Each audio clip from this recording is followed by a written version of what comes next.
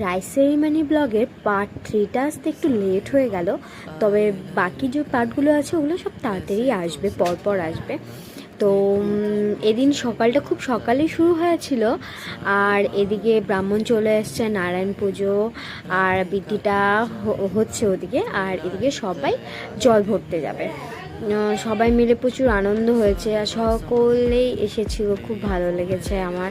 আর আমি কোনো রিচুয়ালসে ছিলাম না, কিন্তু কোনোটাতে বাদ দিইনি।